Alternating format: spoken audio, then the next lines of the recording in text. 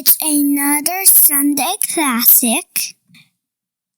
This is Walt Disney's The Aristocats. Madame Adelaide Bonfamille was a kind old lady who lived in a large townhouse in Paris.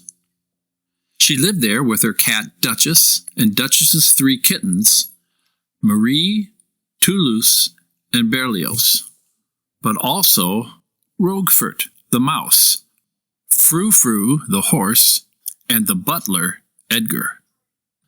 Madame Bonfamille had asked her old friend and lawyer, George Hotcourt, to come to the house so that she could change her will. She wanted to leave her entire fortune to Duchess and her kittens so that they would always be cared for. After their death, the money was to go to Edgar, her butler. Edgar, however, was very unhappy that the cats would inherit the money first, so he plotted to do away with Duchess and the kittens. He took a sleeping potion and dissolved it in some warm milk.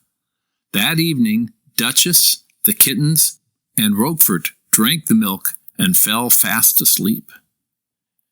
Edgar put the cats in a basket and carried them outside to his motorcycle. He placed them in a sidecar and drove them out of Paris into the country. Napoleon and Lafayette were 2 touchy dogs who felt it was their duty to intercept all passing vehicles. Edgar just happened to be on their road. As he approached a bridge, the dogs charged, and the motorcycle was forced to swerve off the road. The basket with Duchess and the kittens fell off by the stream, while the dogs chased Edgar back towards Paris. When Duchess awoke, she was surprised to find herself in the country and alone. She called to the kittens and found them one by one. When it started to rain, they climbed back into the basket and went to sleep. In Paris, the sound of the storm awoke Madame Bonfamille. She got up to see if the cats were all right and was shocked to find their beds empty. She searched the house, but to no avail. The next morning, Duchess and the kittens met Thomas O'Malley, a carefree alley cat. He promised to help them get back to Paris. He told Duchess and the kittens to hide in the bushes by the side of the road. When an old truck approached, O'Malley jumped onto it, screeching at the driver through the windscreen, which frightened him so much that he stopped the truck. Hurriedly, O'Malley, Duchess, and the kittens climbed into the back. In no time at all, they were on their way back to Paris. O'Malley discovered that it was a milk truck they were on and invited them all to breakfast. But the driver noticed the cats and chased them out of the truck. It was a long walk, but late that night they all reached Paris. O'Malley suggested that Duchess and the kittens spend the night at his home. They were all very tired and agreed. As they approached the house, they heard Scat Cat, one of O'Malley's musician friends, and his swinging jazz group of alley cats playing wild and wonderful music.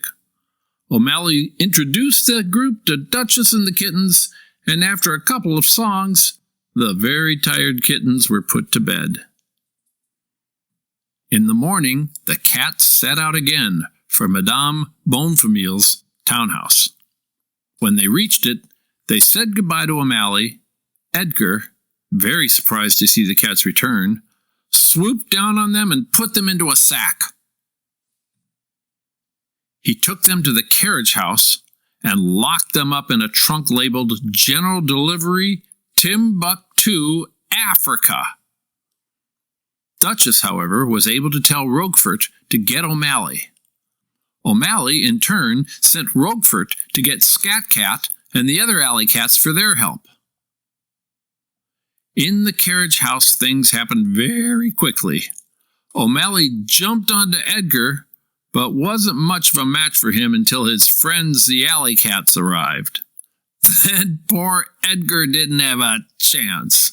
O'Malley let Duchess and the kittens out of the trunk just as Frou-Frou kicked Edgar into it. Then the baggage men arrived, and they took the trunk away. It was a happy ending all around, as Madame Beaufamil welcomed O'Malley into her household and set up a foundation for stray cats in the townhouse.